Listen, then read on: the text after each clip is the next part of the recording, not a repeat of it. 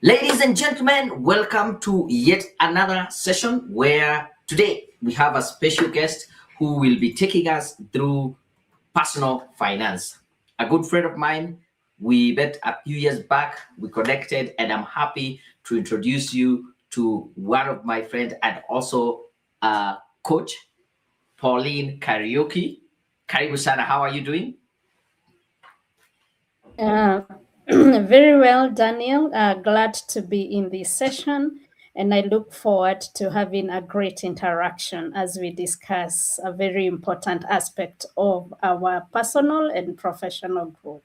Thank you. Fantastic, fantastic. So let me ask you, wherever you're joining us, let me know in the comments if you can see us correctly, you can hear us, you can rate it between 1 and 10. 1, the reception is not good, maybe the sound, you can't see us, or 10, we are good to go. I'll also be happy to know where you're joining us from. So feel free to also drop that in the comment. That is the only way I would know that you're there. And then if you have any question in the course of the presentation, always feel free to drop it in the comments. I'll pick it up when we get to the Q&A. I can see already, Stephanie, you're saying we are at a 10, so you can see us, you can hear us correctly.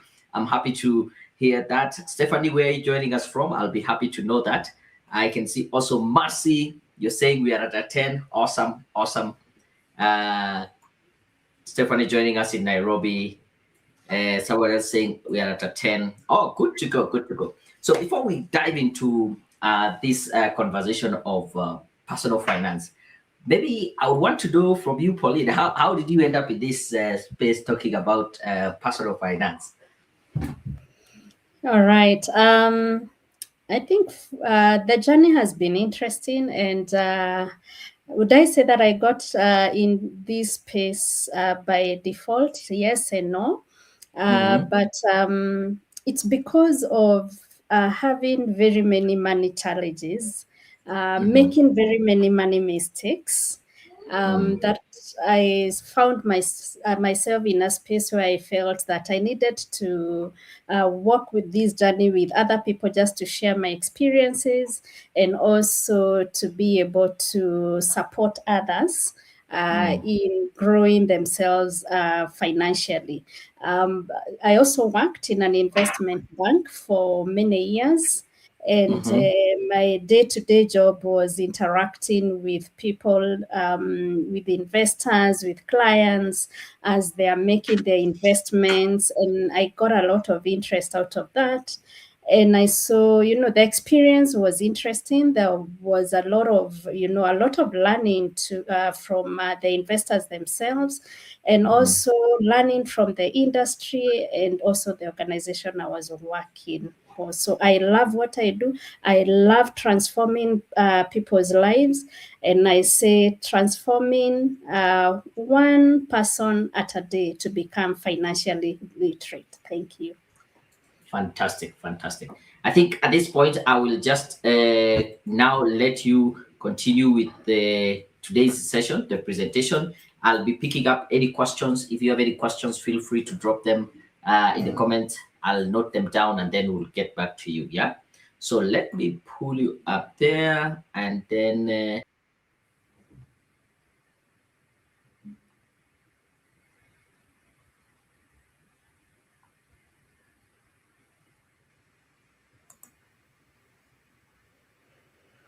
All right, I think we can pick it up from there.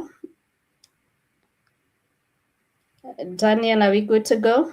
Yes, we are good to go. Sure.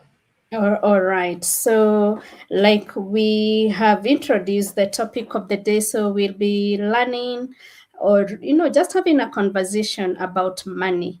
And at the end of this session, we'll have looked at 4 key elements in the personal finance process, and that is just understanding what is financial literacy. Because even as we discuss personal finance, we have to put it into context. And the context to which personal finance falls is in the element of financial literacy. Then we'll be also be looking at our relationship with money, and then how do we create our personal finance goals and actions that we all need to take away with. Money conversations are a bit emotive. By experience, I've come across many people, maybe because of orientation, because of culture, because of our way of growing up. Many people shy away from discussing money. I have interacted with people who say that discussing money is a taboo. I don't know what is the experience that we each have. Is money conversations a taboo in the spaces where you are at? Whether it's from the family setup, from your society, from your, the different communities that you grow up in. And what are these money stories that we grew up hearing? There was, for me, I grew up hearing that money is scarce. It's not available. And growing, I had to make deliberate effort to change that narrative of money is scarce, because what happens with that is it may lead to a money scarcity mindset, which is a very dangerous place to be. I also grew up hearing that money is the source, is a source of evil, all evil. And with time, I was very curious to know what is this evil about money. And I was learning and unlearning. I realized that money is very good. Money is a tool that gives us many options in life, and that just helps us to understand then how do we relate with money. So these are the four elements. There's a lot of perspectives into personal finance, but I have just put a nutshell. I'm sure we'll have other sessions in the future whereby we'll be able to break these down into different elements. So financial literacy. When we hear about financial literacy, what comes into our minds? I would be curious to know, even from the chat, what comes into mind when we hear financial literacy? Is it a difficult jargon? There's a lot of jargon in the financial space. So when financial literacy comes into mind, what really do you think about it? What is the lens you wear when you think about financial literacy? What is the interpretation of your reality as a person regarding financial literacy? So we'll try and pack it in the most simple way, because we are here to discuss money in the most simple form, so that all of us are able to journey this financial literacy journey with ease and with practical understanding, and not from a technical or a jargon perspective. So financial literacy, first is we ask ourselves, what is finance? And finance is any dealings that we have with money. Each day we wake up either to go to work, either as professionals in the places where we are employed, or even to go to the businesses. We are either employees or we are employers. And in all these, we carry out different activities that enable us to get some money. Each day we are saying, hey, pesa, pesa, pesa. So finance is any dealings with the money, whether it is from your own personal money or a business money. What is literacy? Literacy is basically the knowledge or the competence or the skills or the ability that we have in dealing with our money. And therefore, we say that this is the knowledge, the skill, and the confidence, the clarity, the clarity that we have in order to make informed financial decisions. Because financial decisions have to be informed. Informed by what? We shall be looking at what informs them. And therefore, this is a very basic foundation and very essential foundation for our journey in relating with our money. And many a times life gives us a lot of, curveballs. We go through many experiences in life, whether sometimes we may experience job losses, our businesses may go down, we may go into debt. Sometimes we have the big elephant that is always in our room, which is a black tax.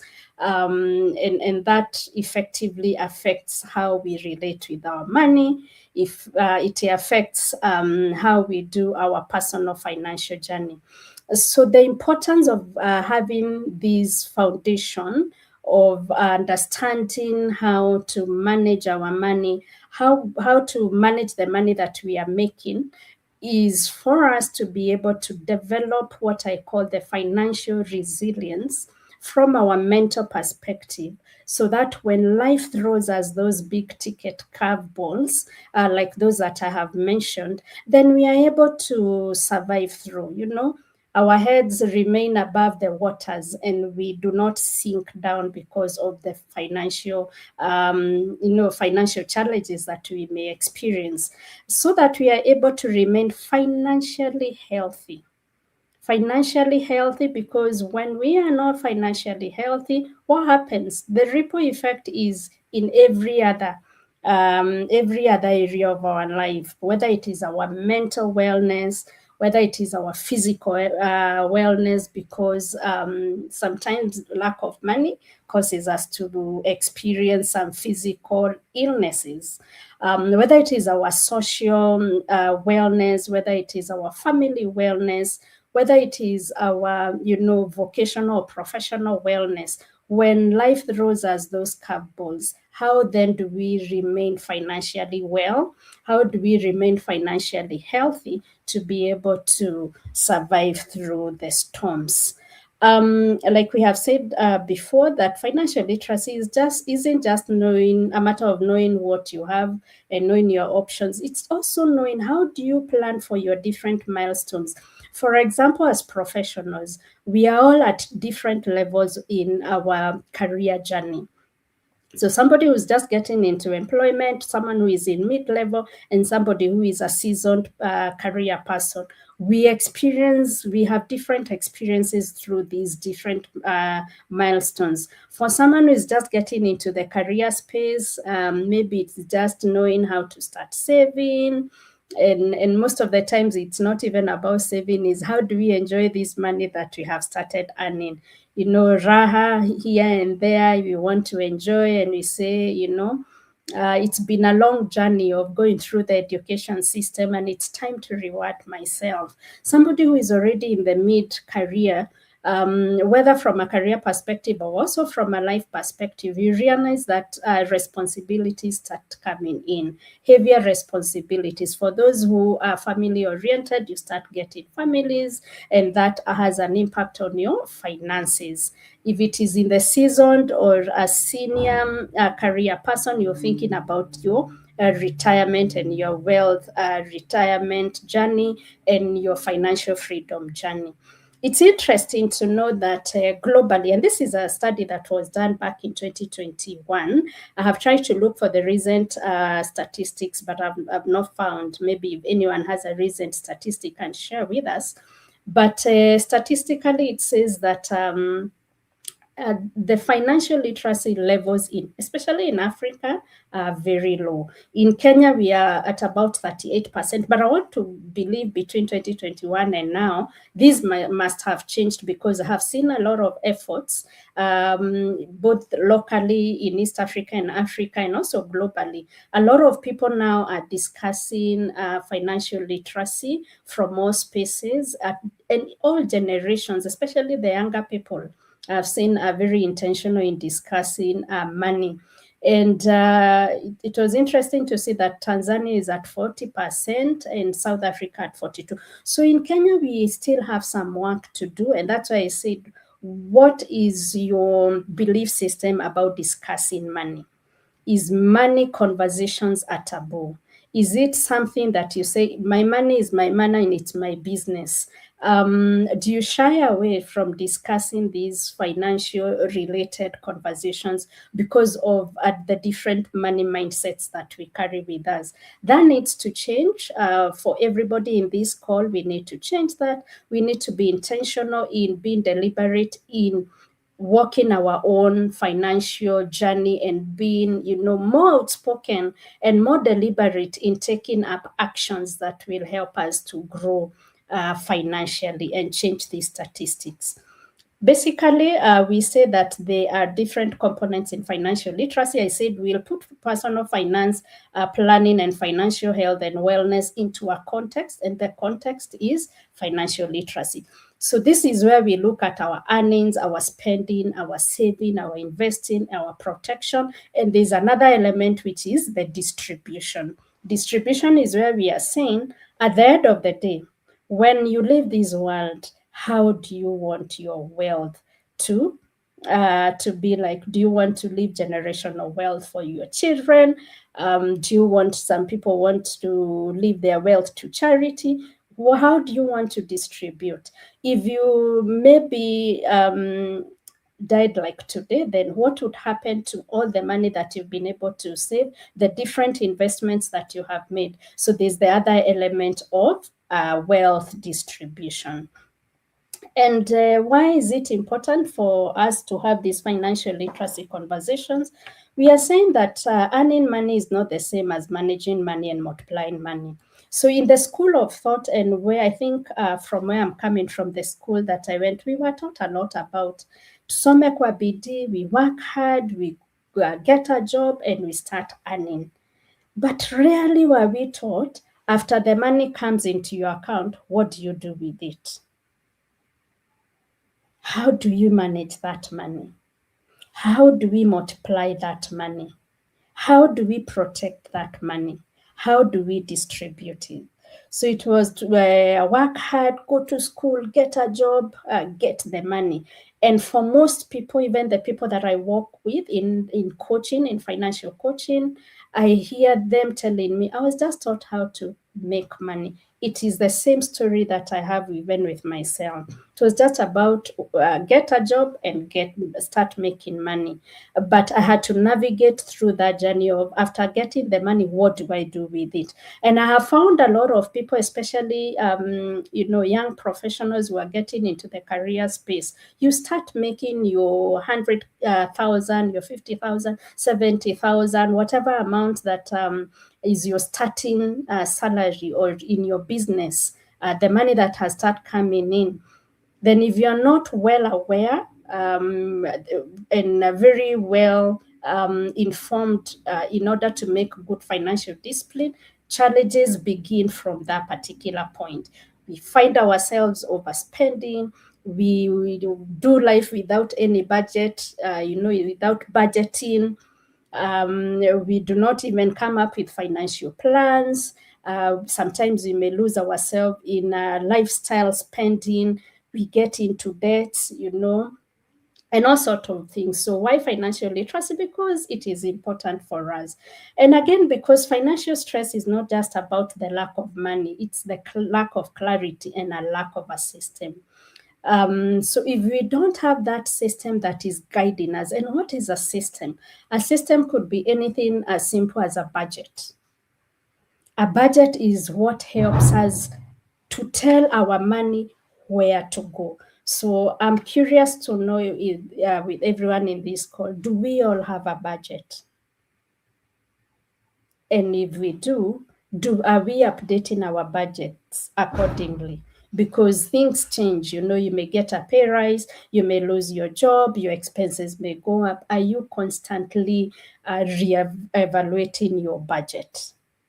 Do we have a financial plan? Because that's like the compass. It's like a roadmap that is telling us, I need to go to Mombasa. If I want to go to Mombasa, which direction do I want to, which means of transport do I want to take? Do I want to fly? Do I want to go by SGR? Do I want to go by bus? Do I want to drive down? So it gives you a sense of direction to know which is where, how do you want to achieve the goals that you've set for yourself.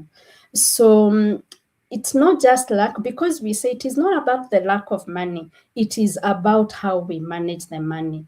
And it doesn't matter how much money we are making, whether you're starting up a career and you're earning, something like a net of 50,000, a net of 30,000, a net of 20, whatever amount, whether you're in the mid-level and your salary is higher, or you're in the higher level income bracket levels, it is not about the money. By experience, interestingly, I have seen some people who earn a lot of money, like even a net of 200,000, but are doing so poorly in their money management. Whereas somebody who is earning a net of 20, 30,000 is even making better financial decision because, and it speaks to, it is not about how much money that you earn. It's about the decisions. It's about the systems that you've set for yourselves. It's about the clarity that you have about managing your money. Again, because money decisions are very expensive, extremely expensive. Bad decisions, we get ourselves into bad loans. Debt is okay if it is used in the right way. There's good debt and bad debt. But if you're always on our phones and taking those quick mobile loans to sort us out because we need to eat out, to fund our lifestyle, that's a bad money decision. Why does it happen? Sometimes it's because of the lack of this financial awareness, financial discipline. And so we keep bleeding. Our financial health becomes very, very expensive. Again, because money quietly shapes our life choices. Yes, we make our life choices depending on how much money we are making. The decisions on where do I live, where do I settle down, what type of investments do I make, when you get into family, which schools do I take. Sometimes it's even making a decision of, do I remain in this job that I'm not happy with, that is toxic, because I can't move out of it. Why can I not move out of it? Because I have not planned for my money. And therefore, if I make a major career decision, it's going to impact me in a big way. So financial literacy is very, very key. It shapes how we make our life choices. Again, because our future self depends on what we do today. If in our 20s, in our 30s, the decisions we make about our money affect us when we're in our 40s and our 50s. For example, if we postpone investing early in our careers, then we lose on the time value of money and we lose on the opportunity of the compounding effect. And we say that compound interest is the eighth wonder of the world. Why?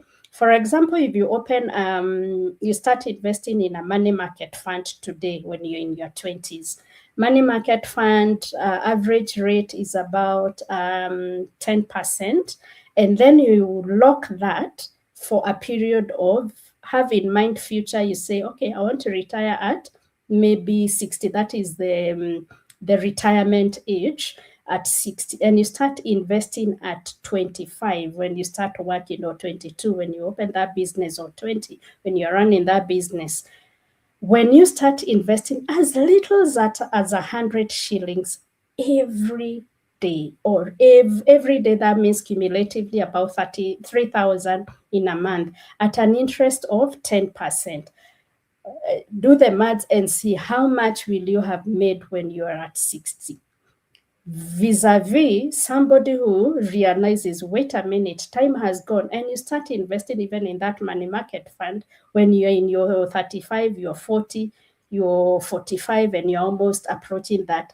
And we say 60 is just a number that is given, but you can retire at any time. You can make the choice to retire at any time. You can be before 60, depending on how you have created your wealth and your financial freedom number, or you can extend even past 60. And there's also another statistic that says that Kenyans retire poor. They're the highest, I think, in is it in East Africa, that they retire the poorest. Why? Because some of us are not able to plan from an early age. So for us, the call I'm making to us is, let's start today. It's never late. If you're just getting into your career, spare 100 shillings every day. Put it in a money market fund. Give yourself a target, or set a goal and a timeline and say, I am going to invest for the next 25 years or 30 years. 20 years, 25, if you start at 25, then you say at 20 years, at 45, give yourself a goal. Maybe you want to purchase something, or you want to move that money from the money market fund and put it in another investment. The power of compounding is very, very key. And also because money problems, they all spill into every aspect of our life. I think I talked about that. And I'm just curious to know, how well do we manage our money, and how well are you doing in your own money management? In a scale of 1 to 10, how are we doing? I'd be curious to know from the chat. Daniel, do we have anything that we need to check?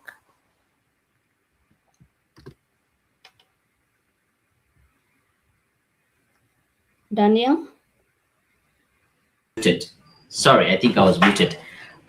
Thank you. Let me extend the question. You said they can comment how they rate their financial, or how well do you manage your money? How would you rate it between 1 and 10? I can see already Stephanie is saying she's at a 10, which is super. Thank you very much.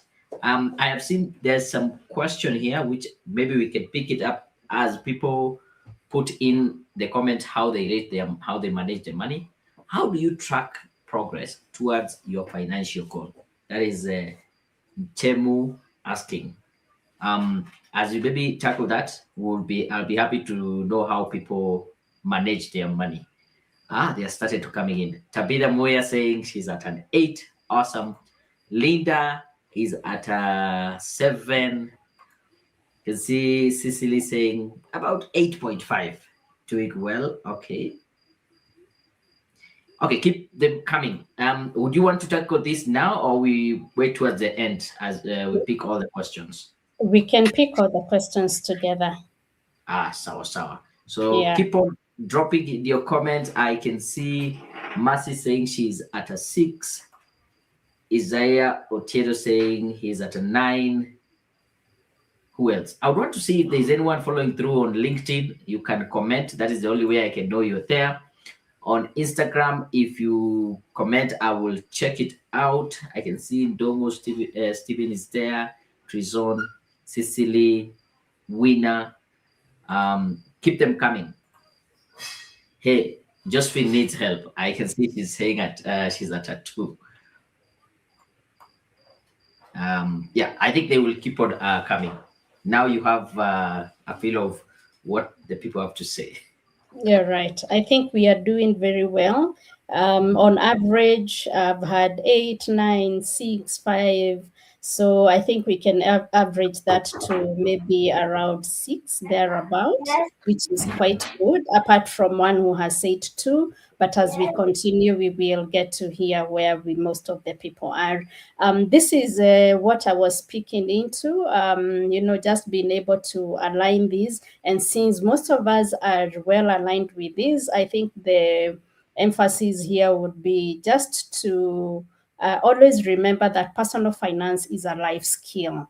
As we are building ourselves professionally, in with equipping ourselves with professional skills, let's also remember that personal finance is a life skill, because it's about the daily choices that we make.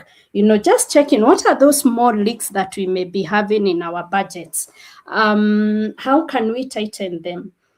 Checking as we are tracking our expenditure, because that is very key. Tracking our daily, our monthly expenditure, and asking ourselves, if you have maybe, for example, subscriptions that you have made, are they all necessary? Or maybe can you do away with that and take that money and fix it maybe in maybe even a money market fund, or put it in building your emergency fund or your sinking fund. What are those also small wins that we make each day if we set ourselves a target to achieve a financial goal? When we achieve that, it's good to always celebrate ourselves. It's about our behaviors, our disciplines, the delayed gratification. Like if you really, really want to get something, what I do is I practice the 24-hour rule, where I ask myself, I'll check with me if I still need this item or this thing or to do what I want after 24 hours. If the desire is not there and it's already gone, then I will take that money that maybe I wanted to use and put it somewhere else. I think one of my behaviors that I've had to unlearn, which is an impulse behavior, is buying shoes. I buy a lot of shoes and I buy a lot of handbags. So I'm disciplining myself not to. I have done a lot of work to unlearn that, and I would say that I've made progress. So what do I do? When I get the urge or when I pass somewhere and I see an interesting shoe, I ask myself, is it necessary? Do I need, what am I trying to satisfy within me? And I say, I'll take another 24 hours to see whether I still need that desire, because I can only have too many pairs of shoes with me, and I already have too many of them. So the thought that I wanted to set to use this particular amount of money to buy these, which was impulse. If it was some free money that I had left somewhere, then I take it and I feed it into my money market fund. What are the values? One of the key elements that I believe in that also guides me when I'm doing my personal finance goal setting is the values. I keep asking myself, what values do I hold? And I would also want to give the same call to each and every one of us as we are developing our financial plans or our goals. Let's always ask ourselves, what are your values? And I'll be curious to know from the chat, maybe we can share what are the key values that drive us in our financial decisions. It could be whatever values. I will share what my values are after. Maybe we can share what are the values, because once we become value driven, then we are able to make more conscious financial decisions. For example, if a family is a deep rooted value for you, then you get this job that is asking you to work out of town, or is asking you to spend a lot more time at your workplace at the expense of your family time, then how does that sit in with you? How does it speak to your goals as you're setting them up? So, what are the different values that guide us in making our financial journey? Then, the systems that we set, automating your savings, automating your investment, paying yourself first. For that, some of us who are in entrepreneurship, paying yourself first is something that comes not too automatic, because we are thinking of the many other things that we have to pay. But paying ourselves first is the first gift that we give to ourselves, because we are also earning, we are also getting our seed, because our income is our seed. So paying yourself first, even when you're in business, is where you get your seed. Then you plant your seed and then you save it, and also you invest it in whatever place. What is the psychology behind how you do your money goals? I think this is something I have already talked about. Money and income is your earning, how you manage money, your cash flow and debt. I think that is one of the biggest challenge that I have encountered during my coaching sessions, people struggling with debt management. And sometimes we find ourselves in debt because of, especially bad debt, not the good debt. Good debt is the one that helps us to grow our income and to grow our revenues and to grow our sales. You can take a debt to go to school, to reskill yourself. And once you reskill yourself, you get a better job. And so that helps you to grow in your income. But the bad debt for consumption, you know, the Talas, the Branch, the Fulizas. When we are doing our financial goal setting during coaching, one of the things we do is asking ourselves, is somebody, when we are doing the triage, because we first do something called a triage. A triage is us just finding out where we are. You know, like when you go to hospital, the first step is to go through the triage, be checked on your pressure, your temperature, and all those other things that you do. So I also do that in coaching. So we do a financial triage and check, where are you at? So if you're in debt, if you have the mshwaris, if you have the fulizas, one of the agreements that we make, depending, and this is case by case, is to get out of those mobile loan apps that we are in. Why? Because they are feeding and eating and driving you deep into debt. So it's fast to unlock from that, and we free some money. Savings and investments, risk management, we talked about it, is about your money protection. Do we have insurance policies? And which kind of policy do you have to protect? And I know this is a very dicey place about the insurances, but they all serve different purposes. And we keep saying, and there's one I like and I advocate for it, which is the whole life insurance. I mean, whole life protection. Whole life, which is a form of income protection when you are away, when you're gone out of this world. Then what do you leave for your children? The wealth creation, which is your financial journey and your distribution. This is something that we have talked about, the personal financial ladder. Sometimes you may find somebody is already in, say, for example, in the grow ladder, and you have not sorted out your safety ladder. What do I mean? You're already making investments, but you don't have an emergency fund. And what is the purpose of this emergency fund? Is to be able to help you deal with those life curveballs when they come, the financial shocks. And I'm curious to know, and maybe we can share in the chat box, do we all have an emergency fund? Do we all have an emergency fund? Or are we, or have already started taking steps in building an emergency fund?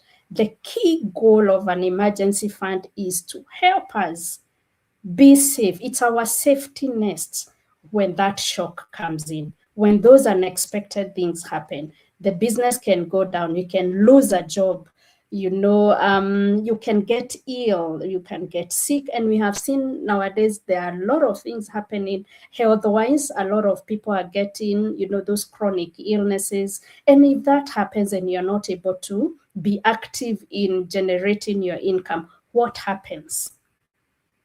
What happens to us? What happens to our dependents? So an emergency fund, and global practices say between 3 to 6 months, we should have an emergency fund that can cover us in the event of an emergency or in the event of a financial shock, 3 months to 6 months. And sometimes you may ask, how about for those of us who have an irregular income? Like we are in business and you're not assured of income, the income that you'll get in the next month. My answer is always an emergency fund is a must, whether you have a regular income or an irregular income. Why? Because when the financial shock comes, it does not come to ask, do you have a regular income or do you have an irregular income? It hits and hits hard in different ways. So it's good that we know where we are in our financial ladder and keep readjusting. If you're already in our investment, in the grow of money ladder, and we do not have and we have a lot of debt, then we need to rethink our investments and first address our debt, and especially if it is bad debt, address that first, so that even when you're making your investments, we are not eating into your investments because of debt, or we will not find ourselves in a place whereby we have to liquidate everything that we have to address the debt. So I am always for the school of thought. Let's follow the ladder. Let's first know our income. How much is coming in? Do we have one income source, or do we have, and I recommend to have more than one. And sometimes some professionals will ask me, my job is so demanding. I am not an entrepreneur. I don't have an entrepreneur mind. Then I'm only depending on my salary. When you say that we need to have more than one income stream, what do I do? So what I recommend, or maybe how we look at it and we unpack it together, because we are saying personal finance is personal to each and every one of, so it has to speak to you as an individual. It doesn't have to fit into the other person's strategy. It's personal to you. So we look at this salary. How much are you making? What can we be able to put aside, regardless of how big or small it is, to be able to help us invest it and help us generate some sort of dividend, some sort of interest, some sort of a capital gain somewhere else, some sort of a profit, so that we are able to have more income coming in. So we focus on growing that income and reducing on our expenses. Can we reduce these expenses? Does it mean maybe moving from where we are staying? Does it mean, cutting on small things like eating out? Does it mean you're carrying lunch and all those kind of things? So re-evaluating that and the money protection part and also the estate planning. So this is about financial wellness. We have talked about it, and I'm curious to know, how do you feel about your financial health today? Do you feel like you're surviving? You're in the survival mode? Do you feel like you're stable? Do you feel like you're secure? Do you feel like you're in the growth space, or do you feel like you're in the freedom space? How are we doing? If you are to come to my triage and we do a financial health assessment, what would it speak? What would your financial temperature speak to? Would it speak on, I'm surviving, I'm gasping for air, I am anxious, I don't know what's happening by the 20th of every month, I don't know where my money is? Or would you feel that you're stable and now you want to move into security, you want to move into growth, you want to move into financial freedom? This one we've already talked about it, and as professionals, I know we have different needs depending on where we are at in our career. We had talked about this. Some of us who are just entering into careers, we have some inconsistency, a bit of lack of a structure, and I recommend we get structured from the beginning. Mid-level, I know about the black tax is a big issue. And I keep saying that when we are making our budget, let's factor in, if it is a must do. Remember, financial planning is financial, personal finance is personal to you. So even the black tax, how does it speak to you? And again, it goes back to what I spoke about, family values. If family is one of your values, then budget for black tax and set clear boundaries and say, this is mom, dad, this is what I can give, or brother, sister, this is what I am able to give every month. If anything else comes in between the month, then you have to sort yourself out. Daniel, do we have any questions that we can look at before we go far? Yes. I love the engagement I am seeing here on the chat. And there's something very interesting that is showing up. I saw Boniface in the rating, he's at a 1. Then someone else came in and said, I am in a mess. And there was somebody saying she's in a survival mode. And just what I'm picking is that probably most of the people who are following us might be having a challenge in one way or another, which might be based on where they're at in terms of their career. I don't know what you would have to say. Oh, I think I lost you. As you come back, I'll be able to maybe ask the question, what would be the best place for these people to start? But anyway, as she comes back, I am happy that you're enjoying the conversation. I can see, Boniface, you're saying no emergency fund, just know about it theoretically. As almost something, having an emergency fund is important. Yeah, saying that. Let me share this as Pauline plans to come back. Yeah, I first was introduced to this concept of a emergency fund, if I'm not wrong, around 2018, 20, was it 20? I think 2017, 2018. Then it was still a theoretical thing for me. I had joined a group called the League of Young Professionals, and I am glad to see some of the members here. I will pick on you, Tabitha. I think I saw you somewhere here. Yeah, Tabitha Boya. She was part of that community.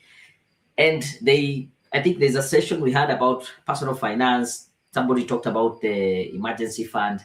I knew about it. It was still theoretical to me, and I didn't know what to do. Then, fast forward, I think 2018, I was invited to another forum. It used to be called FF 254, Financial Freedom 254. And they had started the year previously, and people were sharing their progress in terms of their emergency fund and what they're doing with their personal finances. And I realized that here we have real people who have emergency funds. And at least someone can say, I have saved at least 6 months of my personal expenses. If something happens to my job, to my business, I can survive for the next 6 months. And I went ahead and opened one.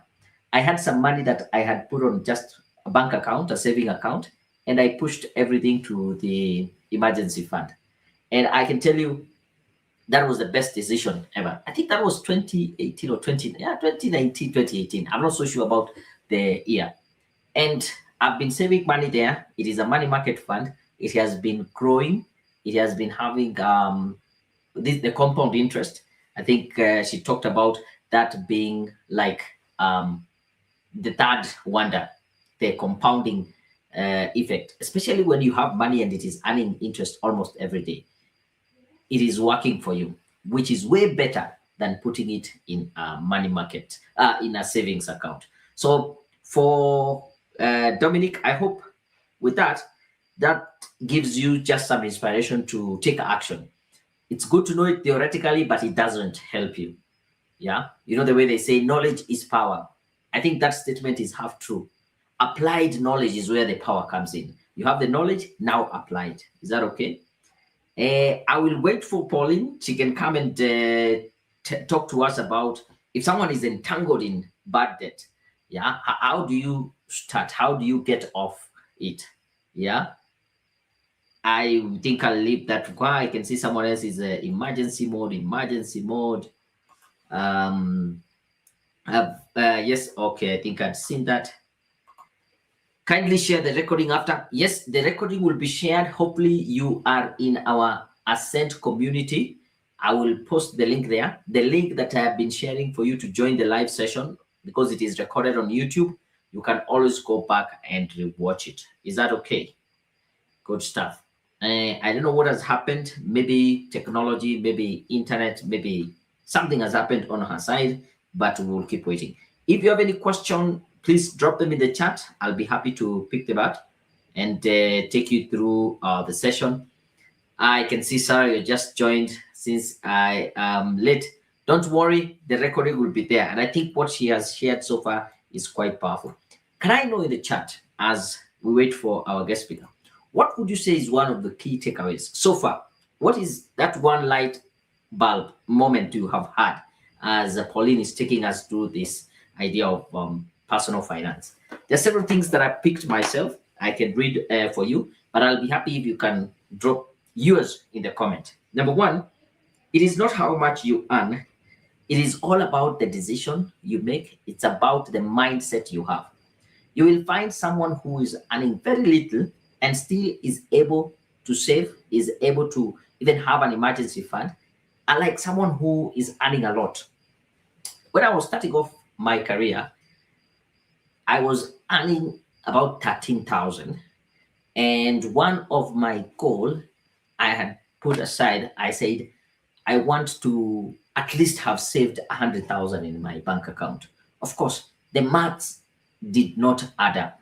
How much am I going to be paying for rent, for food, and all that? The good thing, I was living in a rural area. That was in Siaya. And the rent was much affordable. Most of my colleagues would invite me for dinner at their place, and we used to be provided for lunch at the workplace. So the main expense I had was rent and maybe food over the weekend, and maybe one or two of the dinners. I was not able to save the 100,000 by the end of the year. I think it took me about 1 year, 4 months, and I still say I was able to get there. So this idea of it doesn't matter how much you earn, it is how much you keep. It is the decision that you have. It's the mindset you have behind finances that would be very, very important. That money came in and saved me, or it really played a very big part when I moved to Nairobi. I had to pick a house, it was more expensive and all that. So just to highlight here, it is not how much you earn, it is the decision, it's the mindset you have about money. I think I've also picked the idea of the compound interest. Yeah, it is the eighth wonder. Have an emergency fund, it's very important. And how can you be able to make it easier? Automate the saving. For a while, I had a standing order that would take money from my saving account or my salary account to my money market fund, which was my emergency fund, on a specific date. And I think for about 2 years, I was able to automatically save a lot of money until now things started getting hard. I was not able to continue. I stopped the money order. And that, I would say, for that specific period of time, I was able to save a lot just because it was automated. That is why the government taxes you automatically. They don't give you the money, then ask you, can you give us the tax? Why not do that for yourself? Just have it automated. I'll be happy to know if that is something that is applicable to you. And then the idea of paying yourself first. When I read the book, Rich Dad, Poor Dad, I think it is one of those series, in the books in that series, that talked about paying yourself first. I didn't know what it means. But right now, even if you're an employee, you're not running your own business, saving, putting money aside for yourself is pay yourself first. Rather than saving what remains, first plan, save, and then spend what remains. It's another way of looking at it. Okay, let me know what have been your key takeaways from the session so far. Let me check on the comments. How do you advise a couple where one is at higher risk taker, and the other is risk averse money wise? I wish Pauline was here, but I'll tell you this: I'm equally in the same situation. I think I'm the one who is less risk. I don't like taking a lot of risk. I do calculated risk. My wife is on the other side. She's a bit more of risk taker, but it is drawing a line and maybe clearly stating this is the boundary. This is how much you can do by yourself. This is how much. Once it gets beyond this threshold, then we need to make a decision as a couple. Probably that would work, because if everybody is left to their own devices, they will do what works best for them. Yeah. So maybe that is something to consider. I am thinking we will need to invite Pauline back. Probably her internet or power or something has happened on her side. Have an emergency fund account. Yeah, have one. Have one. It's important. Open with money market. Money market is the best way to save it aside as an emergency fund. The eighth wonder of the world, the compounding effect. Saving is not to be confused with investment. Interesting. Look at things. Then there's something that happened. Is it last year? 2024. Yes. I was listening to another podcast by Mel Robbins, and she had invited personal finance coach. And once she was talking, and part of the conversation was that there's something known as oversaving. And I think at that point is what I had done. I had put too much on the saving account, on the emergency fund, where it was no longer working for me. It was oversaving. And so I thought that was an investment, just coming back to this. And yeah, saving is not an investment. The advice from that podcast I remember is, if you get to a certain threshold, at least you have your 6 month salary or expenses covered, you can use the other money to convert it into a tangible asset. that can be able to generate income for you. Now, that is what we call investment. Thank you, Cecily, for bringing that up. And then we have another one. Age really matters, but one can make quantum leaps once one make up their mind. Yes, age matters and where you are at what season. But I'll tell you this: the most there are two times that are significant. Let's talk about finances, even career or relationships or health, wellness, fitness. There are two times that are very important. One would be 10 years ago. If you could have started saving 10 years ago, if you could have started looking at your health, your wealth 10 years ago, that would be a very important time. And the next important time is now. Yeah, making that decision now. I am 40, I am 50, I am 35, whichever age you are, the most important time for you to make that decision is now. And moving forward, you decide this has not been working for me. Let me change. You might be 60, you might be 50, but once you make that decision, depending where you're at, it will have a very big impact. Pauline, I can see you back. I don't know if you can hear me. Yes, I'm. Yes. Good stuff. I believe we can see you, but I'll give you some of the questions that I've had. You can hear me? Yes, I can hear you. Apologies for that. No worries, no worries. Probably what we can do is also we can have another session. We can organize to just have another session at a later date. For sure, for sure. But there are certain questions that are here. I think you had done a good job. I want to ask the audience, maybe we can borrow 5 or 10 minute max so that we can tackle some of these questions. People are also posting some of the learnings that they have had from the session. Personal finance is key regarding the regardless of the amount that you're earning, which is quite good. Please talk about good debt, bad debt, more so interest debt is disguised or trying to put an investment. Okay, we'll come back to that. Let me read this last one here from Tabitha, one of my friends. Yes, I have an emergency fund and be still building under the money market fund. I also learned it from the professional talk hosted by League of Young Professionals and Centonomy too. Yes, I think we were in the same session that time, and first I knew it theoretically. There was a very good question, very interesting question here from Linda. How do you advise a couple where one is a risk taker and the other is risk averse, money wise?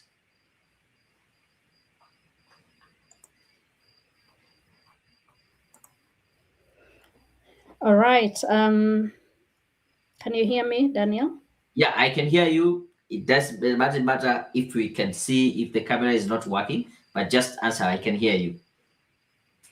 All right, quite interesting question. And these are dynamics that are common in families, they are common in relationships where you find one person is risk averse and the other one is a risk taker.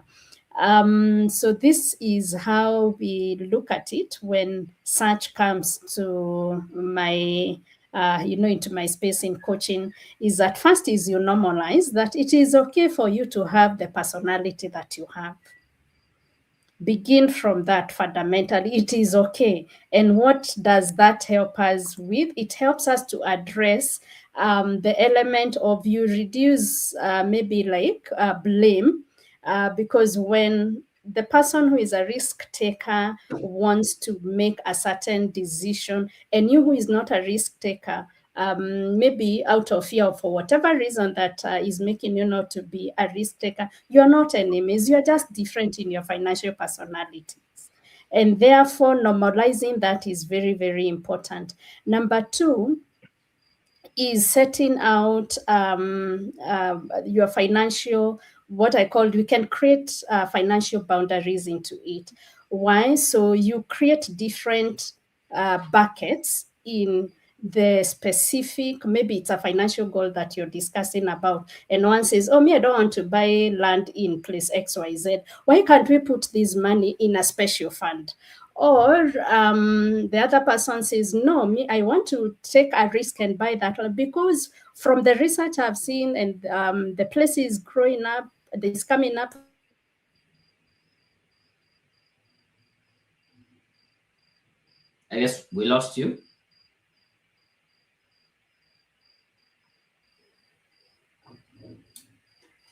Pauline, are you there?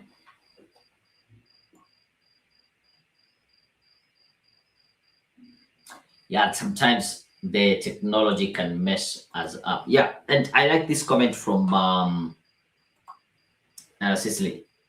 This was an excellent conversation. I always wonder why financial literacy is not a compulsory unit in schools and the university. I think it is a high time that we take charge of our own finances and education. And I have that book. Rich Dad Poor Dad was just a mind blowing experience for me. And I'm happy that in our book club this month, we are going through the book of The Psychology of Money. We will have the presentation on Wednesday, 4th of February. Not next week, Wednesday, the other week on Wednesday. So make sure you join in, read the book, share your insights, and yes, let's engage in the group as time goes by. But I'm really happy to see all of you here. As we wait for her maybe to come in, I'll be happy to. I wish she would be back to talk about good debt and bad debt, more so high interest debt in disguise of trying to uh, put on an investment. Let me attempt to answer or give you some insights from my own perspective. I am not a finance expert, but what I have heard or what I've learned about good debt and bad debt is good debt is debt that is able to help you increase your earning potential currently or in the future. So if you take a debt for a business with a chance of the business being a source of income, that's a good debt. Or buying a house, or I don't know, building something. However, bad debt would be categorized one, consumer debt. If you are using credit card, if you're using these Talas and the other mobile apps to actually buy what you're consuming. Fuliza, you go buy, you're buying something and you realize you don't have enough money, so you Fuliza. You are using debt for consumable goods, for your day-to-day expenses. That is not good debt. Yeah, you should think about debt as something that should increase your earning potential or should be a source of income. I'm not saying again, getting debt into debt for starting a business is a good thing. Again, not all businesses will be able to survive and become a source of income. You need to do your own assessment. Uh, Most people also take debt to buy a car. The question is a car an asset or a liability? Is it going to cost you more or is it going to generate income for you? Yeah. So those are the things that you need to consider from my own perspective. Good debt, bad debt. About these debts that have very high interest in disguise of putting an investment, I don't know if that is about mortgages and those long-term loans that have very high interest. I might not be very clear on that. Hopefully, when we organize the next session, we will have Pauline to come and put some light to that. And yeah, I think that is it. I can see her trying to come back in. We can wait, but in the meantime, can you drop in what has been your key takeaway from this session? What has been the key takeaway from this session so far?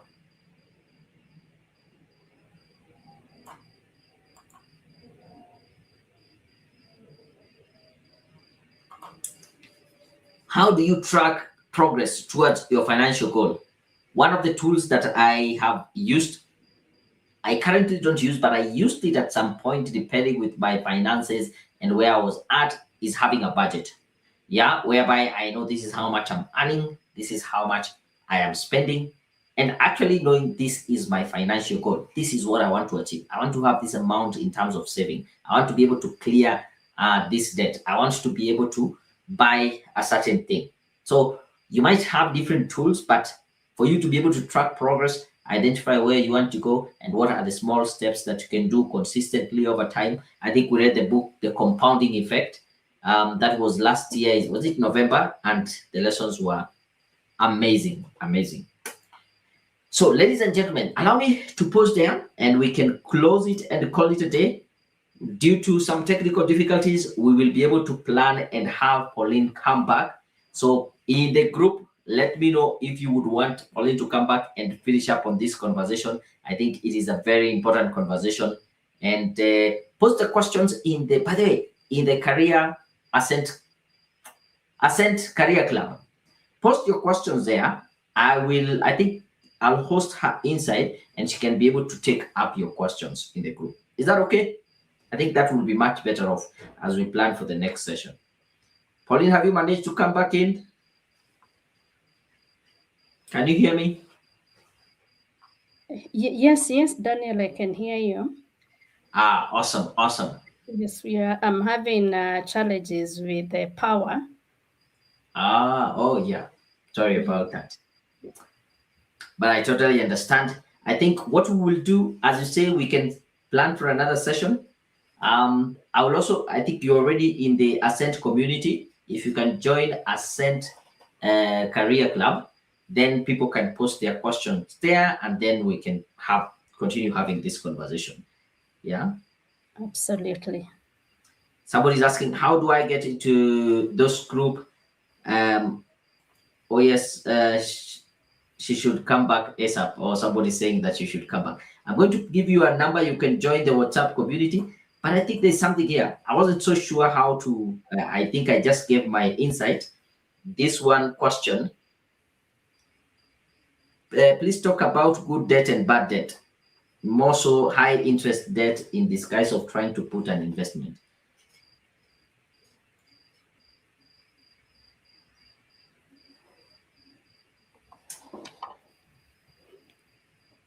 All right, Daniel. Yes, and I think there was also the other question that I had not finished building on. I can quickly just say the last thing about the setup of a risk averse and a risk taker. So I think maybe one of the other ways you can do is to create a risk limit rule within yourselves as a family system. And what do I mean by this? Both agree that maybe no single income will go above a certain limit. Say you give it 5%, 10%. I have seen that work with some couples. And what you're trying to do is just to create a system. Create a system that will work for the family and the two of you. Have those discussions that any investment above X amount of money, maybe any investment above 100,000, 200,000, 1 million, 10 million, depending on where you are at, must be discussed together. And in this discussing together, we will again agree on, based on this risk limit rule, then how much are we able to take in collectively? So that even if anything turns, anything can go wrong with all sorts of investments. We say that we are not always, very 100% certain that investments will not turn around. But just in case it goes that way, then there's no blame game, that you have made a decision together. Again, if it is about borrowing, if we are borrowing a very high risk ventures, then the high risk spouse cannot go ahead without maybe agreeing together as a couple. Maybe I just wanted to throw that in. And also just doing those monthly or quarterly or daily, depending on how you've set up your system, just to do those reviews and checks so that you're also able to support the one who is risk averse in addressing and diffusing the anxiety that they may be carrying with them, spoken or unspoken, about the investment or the decision that you have made. So always keep doing those check-ins, just checking how well are we doing this month, this decision that we made, how is it faring, how is this particular investment doing, so that you are also supporting the others, that spouse who is risk averse, in diffusing the anxiety and also supporting them in their mental wellness around that particular area. So the other question was about good and bad debt. Yes. Say that, read it out again. Please talk about good debt and bad debt. More Mhm. so high interest debt in disguise of putting an investment, trying to put an investment. Yeah. Okay. I would first look at good debt is always very recommended. Good debt, again, I like that aspect of the high risk. Even when it is a good debt, because we are saying a good debt is one that is helping you to grow, whether it is income or to grow yourself in maybe in skills, like what I had mentioned, you're going back to school so that you upskill yourself and those kind. So look at the interest rates for each and every one of each and every debt that you take. High interest debts should be avoided at all costs where possible. Why? Because high interest debts are the ones that come to eat a lot of, they come to eating into the investments that we have made. And if it is a bad debt, then it's a very costly venture to get into. If it's a good debt, is it necessary? Can it wait? Again, going back to asking yourself, why are we even taking this debt? Is these high interests going to be of any value to the debt that you have got yourself into? Remember also, you can take, instead of having maybe even small high interest debts, very many of them, like especially them, I've seen the high interest ones are the mobile loans ones. Consolidate that and go to a circle or go to a bank where you take a long-term debt which has an interest rate that is manageable, other than taking very many small debts.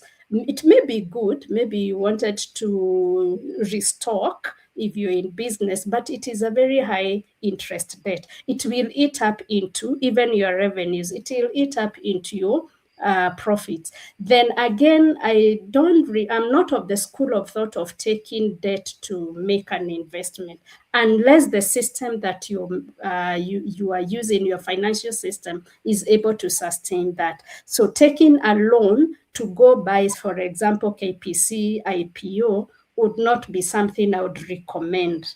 Why? Again, you'll be paying a loan and you don't know how this investment will turn to be when it comes now into trading at the NSE, or taking a loan, a high interest debt to go buy a piece of land which you are not developing at that particular point. So you'll be paying the interest, you'll be paying the loan, and yet the piece of land is not appreciating.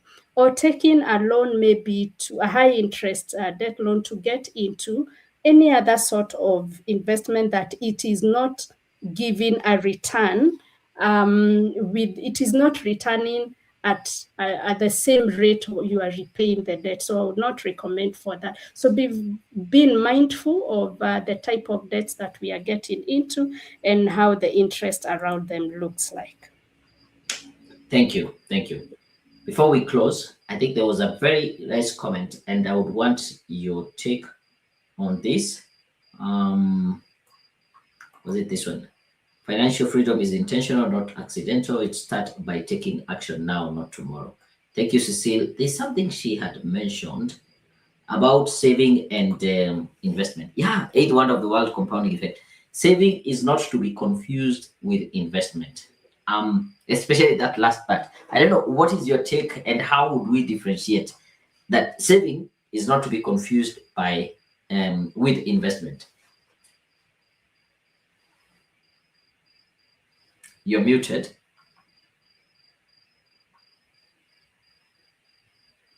Pauline, you're muted. I can see Yes, you're muted. absolutely. I agree with that, that saving is not the same as investment. Why? Mm, Because when we think about a saving, saving is it's for your stability, it's for your mm, safety. It's one that is able to give you, like to meet your short-term needs. And what do I mean by this? Something like an emergency fund is your saving vehicle, or is your saving wallet. Why? Because we said that an emergency fund is your safety nest. So saving serves a different purpose from investment. And what is an investment? An investment is something that is growing. It is something that is helping you achieve your long-term goals. It is something that is helping you beat the inflation. It is something that is helping you build your wealth creation journey. And what do I mean by this? For example, investing in real estate, investing in fixed income funds, investing in special funds, investing in a business or in property. Yes, that is an investment because it's giving you a, a return. It is giving you a return, and it is also helping you beat the inflation, and it is helping you grow your wealth. So saving basically sometimes may be low risk, low return, and they're just there to help you be stable. Whereas the savings may be high risk, high return, and at times they are, they're not so certain. And so, again, in terms of the time horizon, when you think about a saving, maybe it's a short-term saving, like what we are speaking about, the creating an MMF mm. to cater for your emergency fund needs. Whereas an investment could be a long-term. Say you've bought a bond in the market, a 20-year bond or a 15-year bond, or you've taken a special fund like Mansa X or whatever else. There are very many of them in the market. Or you have invested for your retirement, or it is a whole life insurance that you have taken to be able to protect your income, you as the income to protect after you're no longer there. So absolutely, let's always be mindful of differentiating the two. That saving is about protecting yourself or creating a safety nest, while investing is about helping to create in your journey of wealth creation. Thank you. I've just seen another question I couldn't ignore. Now I'm not going to look at the comments. This will be the last one. We can call it a day. Yeah? This is quite unique. What are the best strategies for managing finances after job loss? And how can one rebuild financial stability moving forward? So here is somebody who has lost maybe their constant or regular income. How would you help them strategies to manage their finances and rebuild and become more stable moving forward? All right, thank you. And that is one of, those elements we were speaking about, the life curveballs that, we experience here and there. So I think the immediate thing is first to address your, now since the income has been lifted, we need to look at how do we survive? So protecting our liquidity, protecting our cash flow. We don't have a cash flow yet, but whatever that we have with us is about protecting it, because first is about the survival. How do we create our survival strategy at that particular point? One, list all your expenses and review them. If you have a working budget, now go back to that working budget and review every expense that is there and see which one can you readjust and which one can you maybe completely do away with, which one can you able to scale down. Number two, I always believe that beyond the jobs that we hold, sometimes we have a skill that we have. Let's start, in as much as we are trying to survive, also evaluating and say, do I have a skill that I can quickly be able to monetize even as I look for a new job. So come up with maybe a 60-90 day plan to see how to protect your liquidity at that point. So if you have loans, whether it is at the bank, whether it is at the circle, whether it is maybe an individual or whatever you are, and you have a loan, start negotiating for the repayment immediately. Wear your gas mask immediately so that you don't lose your oxygen along the way. Remember, cash is oxygen at that particular point. So we need to wear your gas mask. Need to wear your oxygen mask at that point immediately and see what is it that you need to adjust. And that speaks to the importance of the emergency fund, because the emergency fund is what comes to help in this survival period, the 60-90 day system that you've created. The emergency fund comes to support that. So emergency fund is a must for all of us to have. Whether you are a high earner or a low earner, emergency fund is very, very important for us to help us remain liquid and to help us remain survive in that particular point. So downscale, take up a skill that you have, whatever is in your hands, pick it up and be able to try and see how you can monetize it. Again, protect against those panic decisions that we may make at that particular point. I have seen people go into what we call the get rich quick schemes. So avoid those expensive decisions that we may make because of the panic that has come out. If you have any investment that you can cash out at that particular point, why not? If you have maybe you had a bond, a T-bill, maybe you can cash it out. If it's a bond, I know it is very challenging to do a secondary sale, but it is okay. If it's something that you can be able to cash out and you'll cut the losses, if it is something that has already made its return, you can cash it out. Remember, it is addressing that financial shock that has come in. How then do you rebuild? Again, I have said, pick a skill that you have, stabilize your monthly expenses, and then to see what you can be able to cover at that particular point, and now start saving once again. There are many others, but those are the quick ones that you can do. Remember also, don't struggle with shame, because sometimes people struggle with shame, and that affects your or impacts your decision making. If it means scaling down, by all means, scale down. Don't be ashamed of. Don't lose your identity because of the loss. It's just a loss, a job loss, but it is not. It does not affect the capacity and capability of who you are as an individual.